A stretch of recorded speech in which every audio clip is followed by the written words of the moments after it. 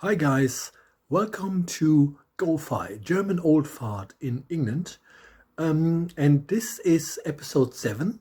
This is also the second part of the two-parter about cultural differences. And today you will hear about these differences from a Latvian slash Eastern European point of view, because I was talking to my friend Rita. It's coming up right now.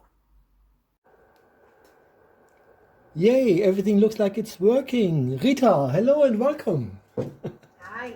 So, tell us how long you've been living in the UK. Um, and I know, if I'm not mistaken, you also went back.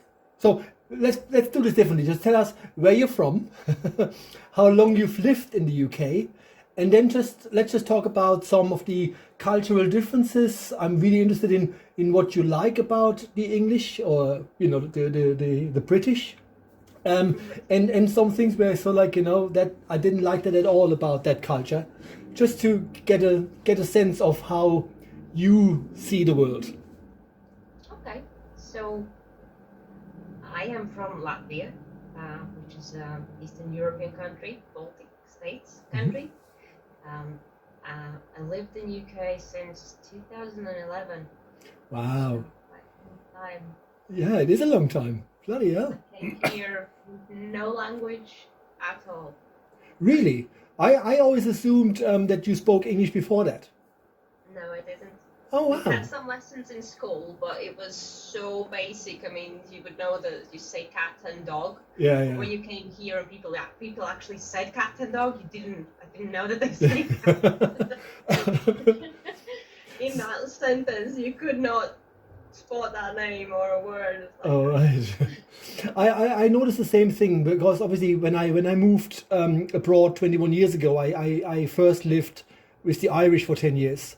And I came here literally with school English, which wasn't bad. I did my homework, but then the Irish English was something else altogether. So personally, I find it much easier communicating with people from the UK because they're less accented, let's just say, as the Irish were, kind of thing. So obviously, then when you came here without the language, how long did it take you before you became or before you felt comfortable being here? to be fair, I still sometimes get like, oh my god, do I understand that correctly, or is that word right, or Mm. even now, Yeah, no, I but still yeah, get but get I words. think that is probably a foreigner thing because I have the same thing and I get very conscious sometimes. Yeah. Even though, see, I'm just a very good actor. People say to me like, "Oh, you're so comfortable and confident," and it's true. I'm quite confident, but every time I talk to a person, there are moments where I kind of go like, "I have no idea what they just said," and so I make up stuff just to sort of get there in the end. Even now, with like writing emails at work or just simple things in communication in everyday life, I'm like, did I really write that? You read it back, and it's like, what? Like, you know the proper words for that. What are you doing? But well, we get there at the end. I guess we get the right communication out where it Yeah, needs to go at the yeah, end, yeah. isn't it? And then to be fair, I always find I always personally always thought everything that is sort of done in person is easier because there's a lot of in gesture stuff and situational. So the writing can be quite daunting, especially when it's so-called business. Absolutely, and it's not just writing. Even in person, I'm finding that the country where I'm coming from, everybody's quite straightforward, if you like. Right. They don't talk nicely through the flowers or whatever that wording is. Yeah. And in here, they direct. That's the word, direct. I'm very direct, and people don't like that. Right. People really don't like that, regardless whether you are in person or in emails. And I'm like, I'm trying my best to do it the kindest way, That just but you made still get a that little that that just direct. made my day because I was always under the impression and often told by non-Germans that this is that I'm so German, I'm so direct. So it's good to hear that I'm not that the Germans are not the only well people that are like this. So that made my day. That's good. So therefore, like a lot of people that you meet, inside that you're a really good person and you're really kind. But as soon as you start to be you, like being that direct person and saying directly, which I actually really like that, people do talk directly, and not without like, oh, this and that, then people build barriers and they start to build like, they're getting defensive. And Yes. why are you defensive? But this is one of those cultural differences where I'm sure when you speak the way you normally speak, you don't mean any harm. You just and not most of the time when you speak directly, the idea is to sort things out there and then. And so when you come from a background, I've noticed a lot here with the English, as I call them, because they're sort of very polite with one another, and also oftentimes, they're saying that they have, if you haven't got anything nice to say, don't say anything at all. That doesn't work in my world at all, kind of thing, So have you been sort of in trouble then for being too outspoken? Yes. All right. On multiple occasions and quite seriously. Oh. Especially at work. Right. They really don't like it. They really don't like being direct, and they take it very personal and take it very, too sharp and too this and too that. And it's like, well, I'm just trying to make a point. The kindest way. Yeah. Yeah, I have been in trouble. Absolutely, I have been. And I'm not proud of it, but I'm trying.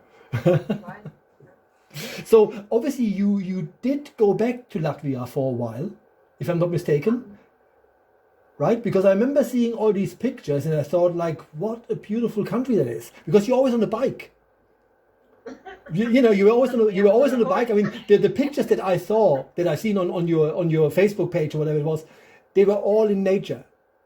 And I'm a real big fan of nature, so I was like wow, kind of thing. And they were sort of tents. You had sort of tents pitched up in the middle of nowhere and kind of stuff. So, Absolutely. That's another thing that I'm finding really different here in UK. And I've been in many parts of UK, and I've been to Ireland, been to Scotland, lived in Wales, lived in Scotland, lived in Cambridge, lived in Birmingham.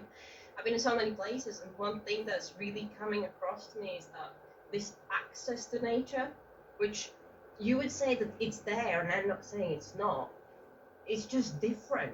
Like, yes, I went back to Latvia during pandemic, and a lot of people are saying the pandemic was really hard for them, and I can't say it wasn't easy. It was easy. It wasn't. But at the same time, it gave me this absolutely stunning opportunity to be in Latvia with my family, because I could work from home.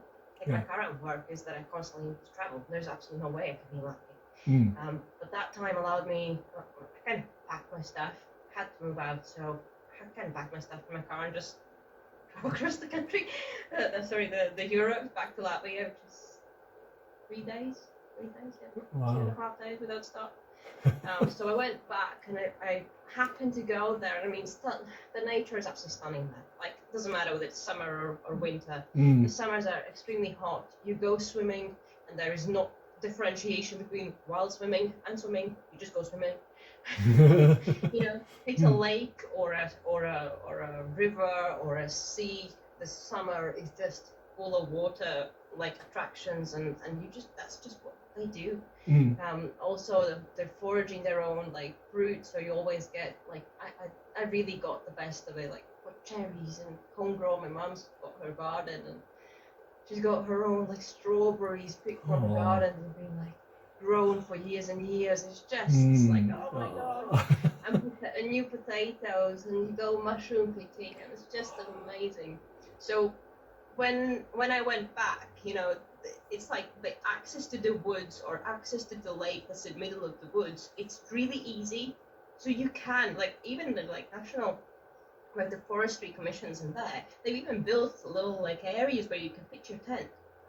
So just go and stay. Right. And to be fair, none of those places I've ever seen a mess, ever. And there's obviously been few, but it's always looked after. And you just go and you just pretend to stay as long as you want. Yeah, wow. Which in here, if I would want to do that, I always go up in like Highlands and thinking, can you not?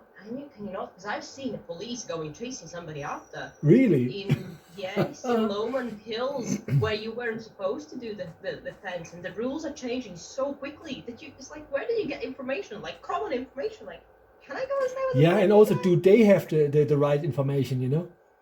Yeah, absolutely. And like you said, the nature there is just, oh my God, it's beautiful, you know? Mm. You get to know, and we had like minus 30 degrees, and I had, Wow. I'm in horses, so all my friends are like horsey as well, they got horses, and I had this huge opportunity to just ride with them again in these stunning white fields with beautiful sun, and just, Mm. just And again, yet, it's not as accessible in here. yeah, and yet, interestingly, you're back. I'm back. So what is it that keeps you here? It can't be the I'm gonna food. be honest with this, because so many people have asked, why did you come back? If I would have gone back to my home country, I would have never come back. And I'm like, the very truth of that is, I don't know, but I trust my guides. Yeah. I trust Yes. here. Yeah. It was a huge push for me to go from here back to Latvia last year. And again, I had just everything just lined up. There you go, you have to go. You go. So basically, life Yeah. just shows you that's Yeah. your way. Like, you don't know why. Absolutely. I didn't know why. I was Yeah. still asking, like, well, why am I doing here? Like, why am I not back there? But I just felt that inside that was the right decision to do. So far, it's worked out. Yeah. Many difficulties, because I struggled with finding where to live. Obviously, with pandemic, everything stopped. Yeah, so yeah. For 2 months, I was just living in my car, just staying in hotels. Mm. That was very tiring. You still have to go to work. Yeah, and also it must have been quite costly. It was very costly as well. And it was worrying. Of course, it was worrying. But I just trusted the higher. Power, yeah, Whatever absolutely, that yes, is, absolutely. God, To be fair, I have always, obviously, when people sort of find that weird, because obviously, probably we're both born that way. You don't wake up and you want to be spiritual. You either are or you're sort of not. And I was literally, my guides literally told me when I was 6 years old that I have to go to England. And I remember saying to my mum, when I was 6 years old, I said to my mum, when I'm a grown up, I will actually go to England. And her very German response was, "It's always raining there. Why don't you go to Spain?" Because obviously she didn't take that seriously. And then I kept it up over the years. I kept talking about it. And I remember being 17, and we had a dinner at my mum's, and out of nowhere, that was way before the internet. I got up and said, you know what? I'm going to the Adult Education Center tomorrow, and I'm going to do an English certificate or whatever it was called, the Cambridge First Certificate it was called. And they were all looking at me, all the Frankfurters, like, what the, and they were like, and they were like looking at me like, why? It's like, I don't know. I believe I need it one day, and then when I actually finally sort of moved at the age of 33 to Ireland within 6 months, because my English was better than most other Germans' English, and I had some business writing diplomas. Germany's everything's about paperwork. And so that got me up the ladder rather quickly. So I do believe, I agree that if you know you are guided and you have guides, it always makes sense to follow your intuition, even if sometimes it can be absolute shit. It just doesn't make sense. It didn't make sense for me when I came here first time, because I finished the uni, and very, very prestigious uni in there. And the first thing I thought was, I have to go. Yeah. And it was like, in here, you can't use that uni bachelor's degree anywhere in here. So, yeah. Thank God for those crazy people who took me on to work in a shop with no language. Yeah, this is personally, and I always say that to people, that's actually part of the idea of that vlog, is to talk about different cultures. So it's great that I don't just get to talk to other Germans, no offense, right? I have other Germans on the blog, but obviously it makes sense to me now to also talk to other people from different areas who live here or have lived here. And I do believe, to a certain extent, when I listen to you, I think there is a European consciousness here. I think there's a lot of overlapping energies that we just share, even though Latvia and Germany might be very different. But energetically speaking, there is more of a consistency sounds a bit weird. The feeling of belonging and understanding, I have that more with Europeans than I have it with the English, even though this has always been my favorite country, and I'm very glad and very feel privileged to live here. And at the same time, I still look at them and go like, bloody island apes, you don't understand the word I'm saying, when I get angry, kind of thing, because what still bothers me to this day is when people sort of throw this Germanness back at me. There's nothing I can do. I am German, and I'm not responsible for my history, right? I am very, very much on the same page. I can definitely say that UK and that decision to come here those many years ago, and even last year, you would say, oh, you were young, you were fine. I'm like, no, I wasn't. It was still hard, and last year it was still hard. And I am so grateful to this country for giving me the opportunity to live here. Yeah. To build my career, to build my life. Although it's not perfect and it's in any shape or form sorted. Still every single area of my life is somewhere. We don't know where. Talk about homes and what the standard is for people is like you need to have a home, you need to have a husband. Yeah, you need to have kids. But that's just stereotypes. I mean, I'm 54, right? And I've been self-employed for forever, and I live in a council flat.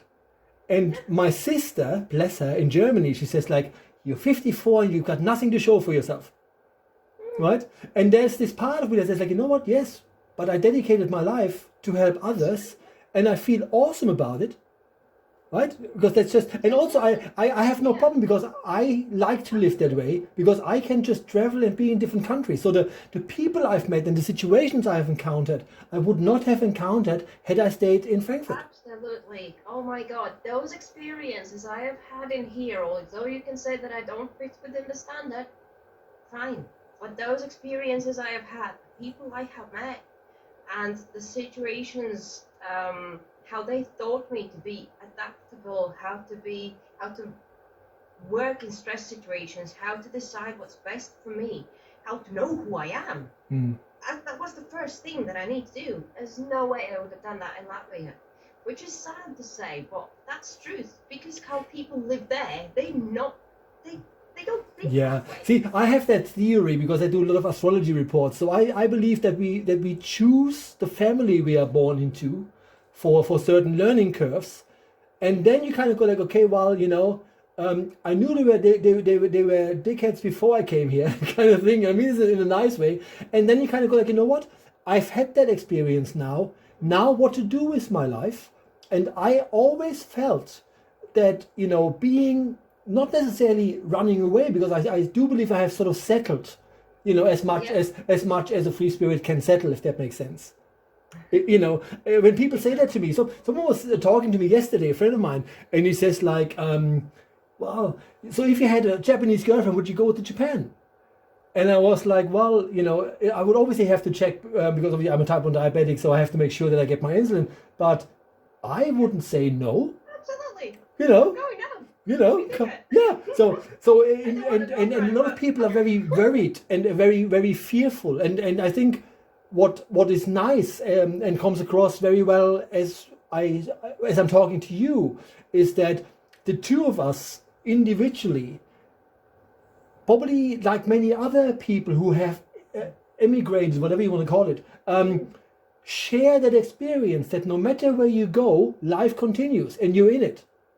So I have never been afraid that, let's put it this way. And even though there were times where I was like, now I'm afraid, but I was never afraid to go into this unknown thing, kind of thing. Yes. Many people are struggling with that, I think, with that travel, what's going to be. And I think one big takeaway that's always been in the back of my mind is like, when I was back in Latvia, then I thought everybody was interested in what's happening. And then when I came here, I thought everybody's interested in what's happening with you and with your life, or what you do, what you don't do. And I understood that you don't. Yeah. Because people in Latvia, even though I keep in touch with them quite often, like with my family, they don't know what my colleagues do. They don't know how it is to go to that shop. They don't know. So it's, they know about me, but they don't know about that experience. So really, if I would now stand up and go and live, let's say, I don't know, to Maldives, which is pretty. Yeah. Nobody in here would be like, oh yeah, she lives in Maldives. What actually goes out there? What happens out there? Nobody knows. Yeah. They probably think, there's probably a part of them that thinks like, you're a bit mad. Why would you go there? which is always the thing, because the whole idea about having countries and boundaries is really man-made.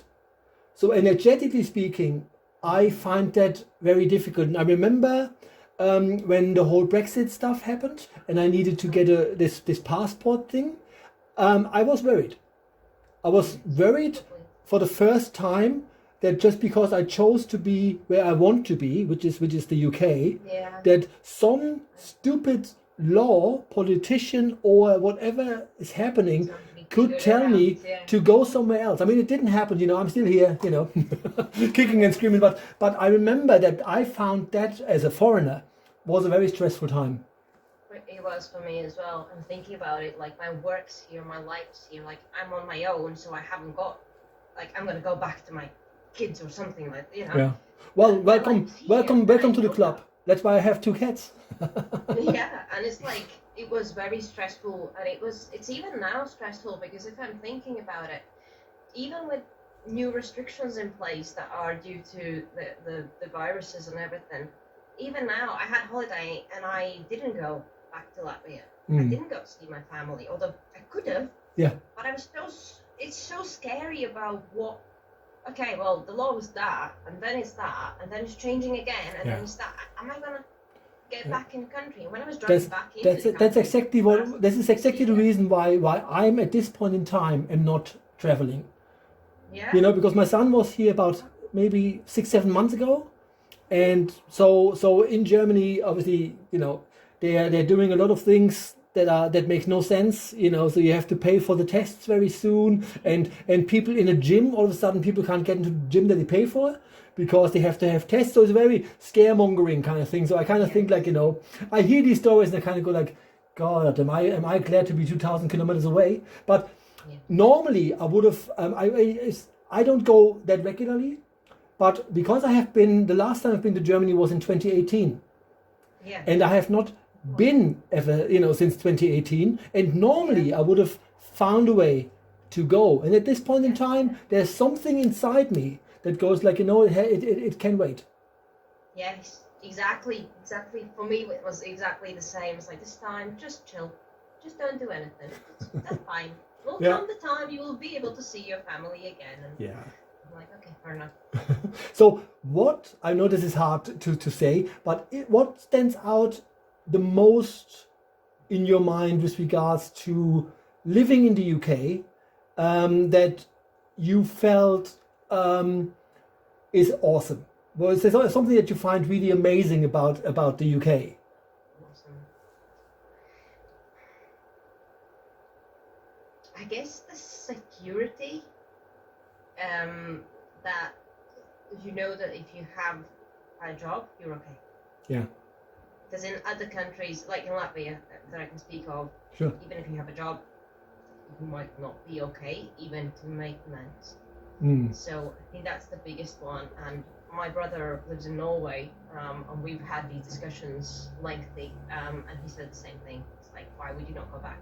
Because you're used to that. Even if you have a job, and if you're okay, if you're able, and to do months worth of work, you will be okay. Yeah.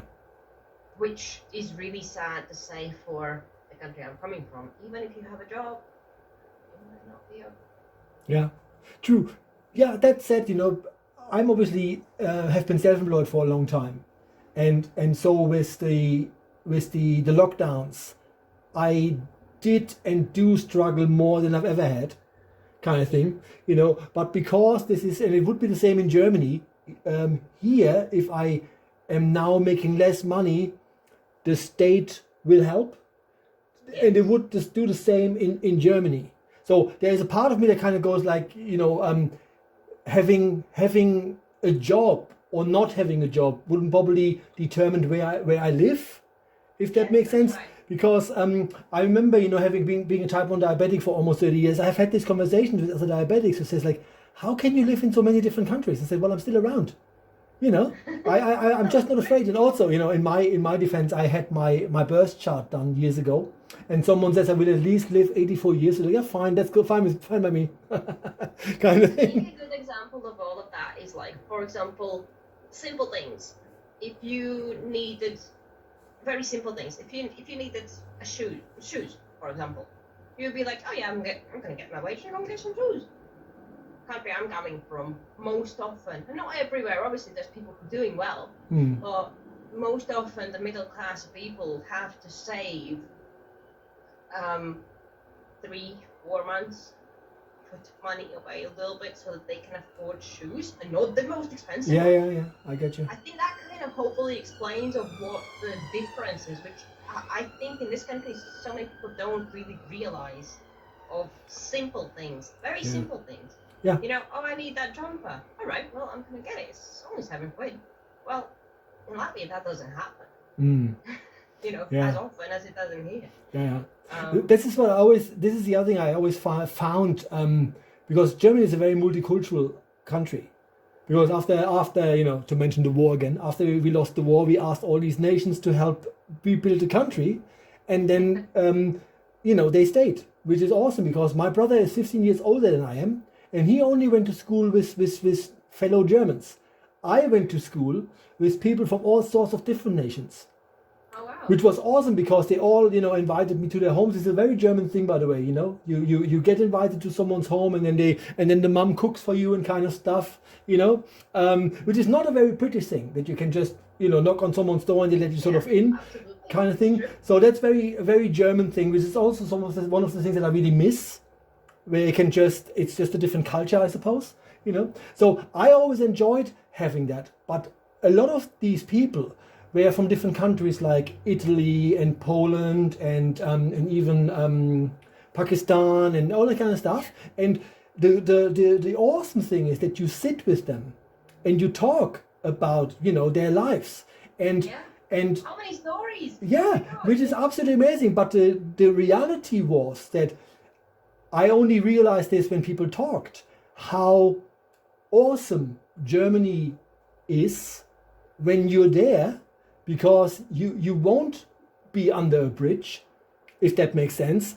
And then, you know, like in any other nation, that's just not a good enough reason for me to be there, which is also because I was born there. I had 33 years there. And now, and I don't know about you, because I don't know the Latvian mentality, but because I lived with the Irish for 10 years, and then 10 years with the English, because people are different to one another here. Yes. And the Germans, and the Germans, third party, I don't knock it, but it's not our custom to smile at people or even talk to people, if that makes sense. It's just not what we do. If someone came up to me in Frankfurt and says like, "You're right," I would actually check my wallet. Right, but that doesn't make us rude or miserable people. It's just not our custom, and it is, and I've been finding that when I go back to Latvia on holidays, everyone's like, "Oh my God, who's this smiley, chatty person?" If you walk in a shop, you know, you're always like, "How are you?" You know, yes, absolutely. How are you? Sometimes it's so impersonal. But at the same time, like you say, it is that, you know, instead of like when you bump into each other, you start to get a fight. But instead of that, you absolutely, get on. Absolutely. I said that to someone I was talking to for this blog here, that I said I actually can bump into people here and they very likely apologize. Yes. While in Frankfurt it was like, "Oi, watch where you're going," kind of thing, you know. Yes. kind of thing. Yes. So and what I wish what I really want to happen is for people, you know, most cities have a twin city somewhere, right? And I would just wish that there would be some sort of a scheme worldwide where people could just say like, okay, well, our twin city is someplace in South Baghdad or in France or wherever the heck it is, and exchange, you know, go there. You know, that's the one thing, you know, being in the midst of other cultures is, to me, just mind-blowing. I think the other thing that I can pick up on that one is that, and it really is, maybe it is a culture, it's just a way of how people live. So see how in UK people are very, like you said, you know, in Germany people get invited to homes. Mm-hmm. Which in here it is so rare, unless you're family or unless you're friends or unless there's a party. You're not going to anywhere. Or they feel really sorry for you. Yes, that's right. In Latvia, it's like if you work in a community, if you work in a job, those people they stick together like anything. Like my youngest brother, for example, he works together with these guys. They just go out and on birthdays, they celebrate birthdays together. They celebrate wedding anniversaries. They go out for car events together. They celebrate like the good things, and just like if there's like Christmas or anything like that, there's so much more togetherness. Yeah. Where in here I found it very, very what's the word? Confusing that if you leave work, you get presents and money. Yeah. But if you at work and it's your birthday, or unless it's a big event like child, Yeah. you not celebrate it. Yeah, like, yeah. If you're giving me presents when I leave, yeah. I'm glad you're leaving. Here's your chocolate. There's a difference when you appreciate people, because in Latvia, if you have a birthday, there's always a table of food. There's cakes. I mean, in work that I'm currently, there's always cakes in the kitchen. But it's not like you come together and really be like you. I've even had like songs sang to me and everything. It's like, oh my god. Yeah, it is, but it is one of those cultural differences, because when I talk to my English friends about it, that I think that the English and the Irish as well can be quite isolationists. Yeah. You have your little circle and your family. They just look at me like, and then they get a bit offended that I don't think they're my friends, and I never said that. I said, I'm just saying, you would probably, it's not that I haven't been in other people's homes, but there had to be an occasion. Oh, just different, yeah. Kind of thing. So different. I remember when I first went back to Latvia last year in pandemic. I was through my 10-day quarantine, and I was just working, just the usual day. I was just working, and suddenly I get a phone call from my granddad, and he's like, come downstairs quickly. I'm like, what's happening? He's like, just come downstairs. And I walked downstairs, and he's like, I just went fishing this morning, so I cooked some fish. I just thought I'll bring you some lunch. Oh. And I'm like, oh my god! I literally stood there and cried, because you don't see that in here happening, Yeah. It doesn't happen. And if it does happen, then we're obviously not privy to it. Yes. Because obviously there is this again from a German point of view, where despite the reputation that we seem to have, there's a bigger bond between people because they experience more together. Yeah, absolutely. Kind of thing. Absolutely. And so that was the one thing that I had to get used to. I mean, both in England and in Southern Ireland where I lived, it took me years, literally, to make friends. That, and I don't mean in a bad way, but friends that would understand that you don't just spend time together over a bloody pint in a pub with a million and other people listening in, kind of thing. Yeah. So that, is that me or you? Meep, meep. I heard some meep, meep. That was mine, sorry. All right, oh no, all good then. It was my mom sending me a message. Oh, bless her. Anyway, we've been over. I totally agree with it. It's like, I know in Latvia also, it's a very common thing to say, just come for dinner, and you just go over for dinner, and it's okay, and you don't sit and wait. You go and help. If you need to do dishes, you go and help with dishes. If you do something, it's like you said, it's that togetherness. Absolutely. It's more bonding in there, and I think that's the biggest struggle that I have between being here or there. Although my inner voice is saying it's here, Sure. my life's Yeah. here. That's my biggest struggle that I'm missing. Yeah. Is that togetherness. Yes. And also, dinner, and not expensive. yeah, and I think it's also because obviously that's the way. Again, that's what I meant with the European attitude and consciousness. We both seem to have grown up the same way, if that makes sense. In that sense, Yeah. and so obviously, yes, that is something that I miss to this day, if that makes sense. Something that's never gonna go away. No, it's that bond. It's like suddenly when you go and visit people here, suddenly everything else goes away. You don't cook anymore, and you don't do anything anymore at home. It's like, well, just include me into that, because I'm kind of, I understand what you do when I'm not here. Yeah. And also, it's this whole idea of not inconveniencing people. Yes, That is very big in the absolutely. UK. And to be fair, I love them for it, because from my point of view, just watching them, tiptoeing around everything without sort of saying, when they're inconvenienced or something, right? Kind of thing. So Sometimes it's also good when you like, I know that everybody's gonna leave me alone, so I'm fine. yeah. That's like my company sometimes. And it's like, that's alright. I'll go on my own, it's alright. Yeah. So when because you said you obviously lived in Scotland and you lived in Wales, and then obviously I met you originally in Rugeley. You came to one of my circles then, and then we met a couple of times in Birmingham before you left. So we've known each other quite some years, kind of thing. So at least 2015 or something. Which is 2015. Yeah. 16? Long time. Something. Yeah. Wow. Yes. So having the experience of living, see, the way I feel this, and I could be wrong, to me, when you go to Scotland or Wales, it feels like you're in a different culture again. Yes. Right? Absolutely. Kind of thing. Not just the language. No, absolutely. Nuances, I think. It really is. Yeah. So do you have or have had a preference, something where I felt like that was more appealing to me? Not yet. No. No, I wouldn't say so. Mm-mm. There's things that I miss from each of the places.